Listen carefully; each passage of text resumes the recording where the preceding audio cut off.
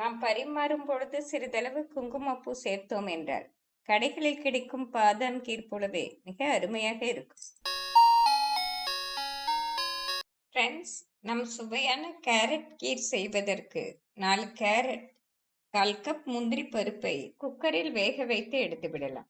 Friends, கேரட்டை இந்த அளவு துண்டுகளாக நறுக்கிய பின் முந்திரி பருப்பை சேர்த்து விடலாம்.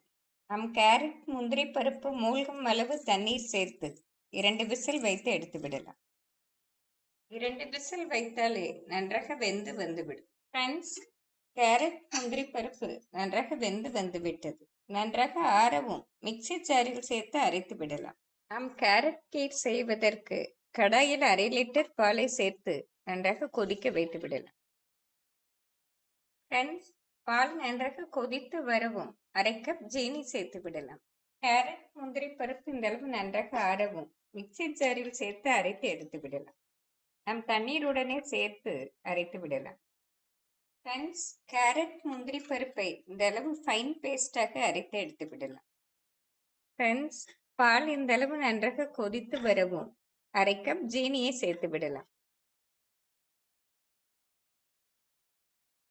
ஃப்ரெண்ட்ஸ், ஜீனி சேர்த்து 5 நிமிடம் நன்றாக கொதித்து வரவும் சிறிதளவு குங்குமப்பூ சேர்த்து விடலாம். நாம் கேரட் கீரைக்கு குங்குமப்பூ சேர்ப்பதால் மிக சுவையாக இருக்கும். குங்குமப்பூ சேர்த்து 1 நிமிடம் கொதித்து வரவும் அரைத்த கேரட் முந்திரி பருப்பு விழுதை சேர்த்து விடலாம்.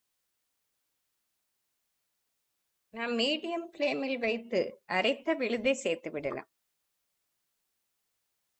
நாம் மிக்சி ஜாரில் 1/4 கப் தண்ணீர் சேர்த்து பாலுடன் சேர்த்து விடலாம். நாம் அரைத்த விழுது சேர்த்து 5 நிமிடம் நன்றாக கொதிவிட வேண்டும்.